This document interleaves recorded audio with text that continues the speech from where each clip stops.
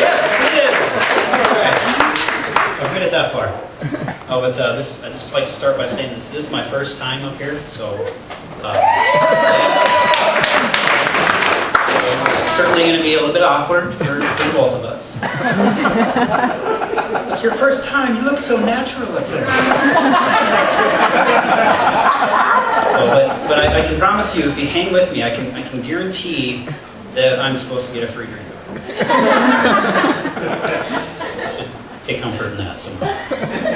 But I am quite nervous up here, obviously.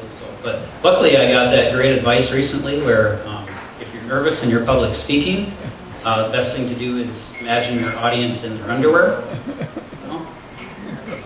Nothing more comforting than a room full of half-naked strangers. Apparently, I don't know how that's supposed to work really. One thing they don't tell you though, if you're going to do that, just make sure that your grandmother's not in the audience at the time. Which one do you suppose is his grandmother? It's just hypothetical. Does this work with other stressful situations, really? Oh no, I'm being robbed at gunpoint. All right, Scott, you know what to do.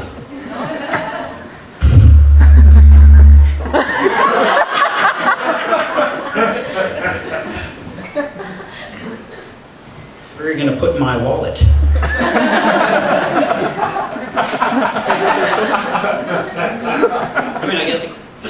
I broke it. No, I didn't break it. It's magic. It works. It works. I get the concept. It's like I feel awkward up here, but you're in your underwear. You should feel more awkward. I should have the upper hand. But really, it makes me paranoid. At some point in time, aren't you asking, wait a second, why is everyone in their underwear? Except for me. Should I be in my underwear? Am I wearing underwear? Excuse me, this is kind of amateurish, but I gotta check my notes.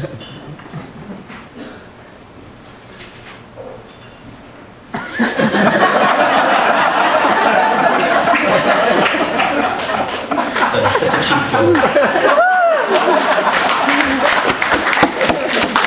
Come on! Cheap joke, and especially since I used recycled paper, it's especially economical.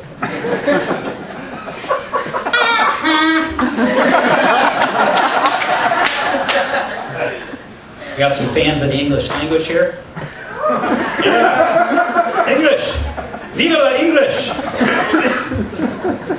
I think English is ridiculous. There's very little consistency. There's no rules that apply. It's just a bunch of stuff put together. Here you go. Here's our language. Good luck, you poor suckers.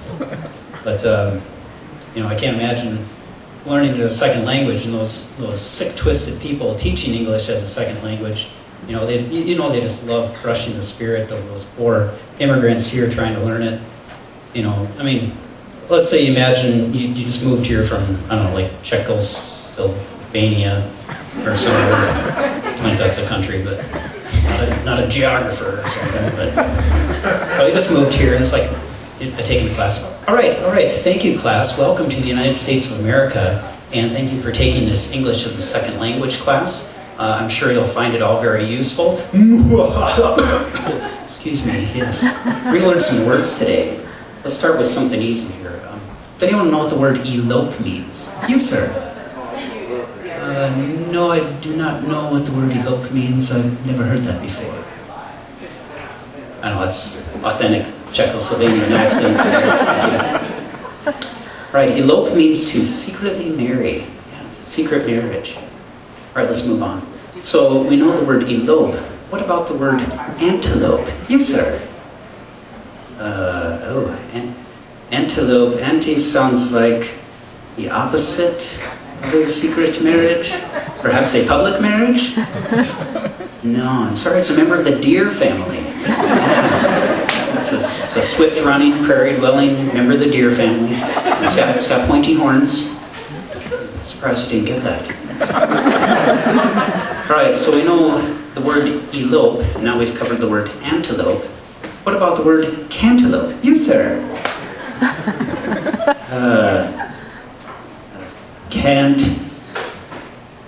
secretly marry a member of the deer family?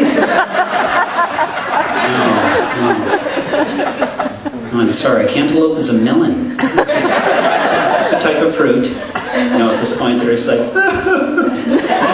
I don't like it here. I want to go home. I never heard any of these words on reruns of Baywatch. Offspig in Czechoslovakia. That'd be confusing, wouldn't it be? I mean, it'd be confusing. But you know what I don't get? Menstrual cramps. I don't get menstrual cramps. Never acquired menstrual cramps. No, but really, I don't understand them either. Is it like, my menstrual is cramping again. Perhaps I should have waited a half hour after eating before menstruating. Not really sure.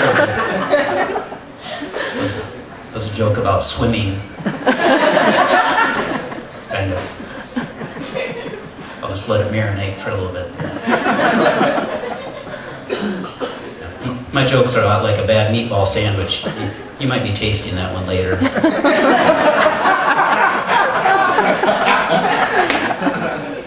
Made a big life decision lately. Decided I'm going to play the bongos for a living. I mean, not like in a band or anything, just like in a street corner of a big city. That's my dream.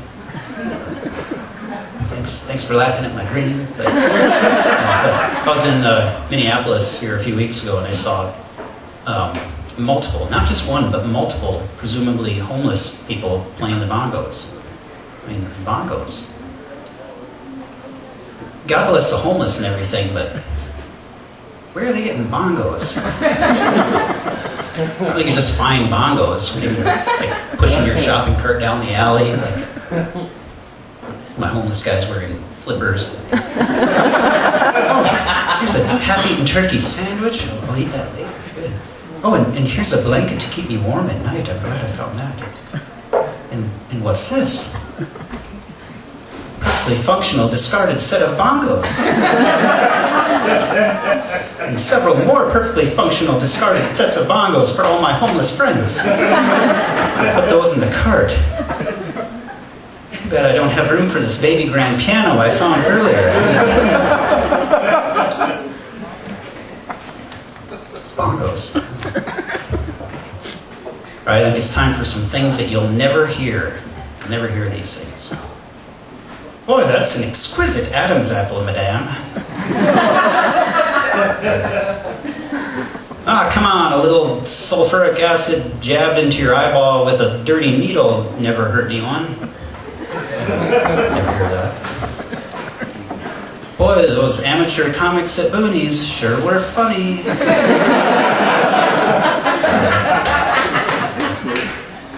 All right, sir, President Dole will see you now. President Dole. President Bob Dole. I'm sorry, I wrote that joke in 1996.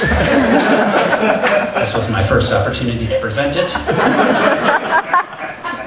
Now I've exhausted my repertoire of political jokes. Well, maybe that and Philip Filibuster, that's my rapper name. That's not even really a full joke. That's just like it's a partial joke. It's a jokelet. No, thanks, so, but I'm glad you're here. Laughter really is the best medicine, isn't it? Well, yeah, laughter is good medicine. Well, I mean, except for maybe like the prevention of rickets. In that case, I believe vitamin D supplementation is recommended. Vitamin D over laughter. Disclaimer, I am not a medical professional. This should not be construed as actual medical advice. Please consult your personal physician to see if vitamin D supplementation is right for you. For the prevention of rickets. Yes. But I do have great respect for the medical profession. Well, no, really, I do. And if I think about it long enough, I'll understand why I have great respect for them. Maybe if I look at my notes again.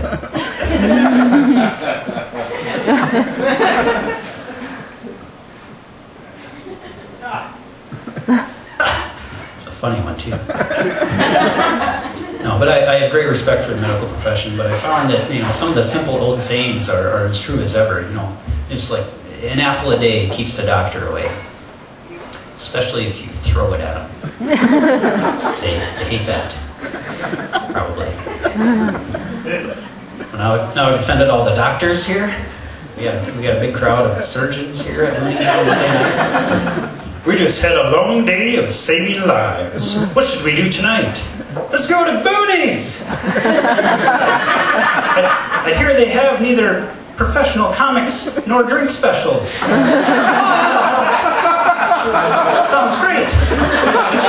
Which one's Boonies again? Oh, they're famous. They're the only split foyer bar in the upper Midwest. You gotta take your shoes off at the landing before coming up, but it's great, we love it. All right, that's enough for me. Thank you very much.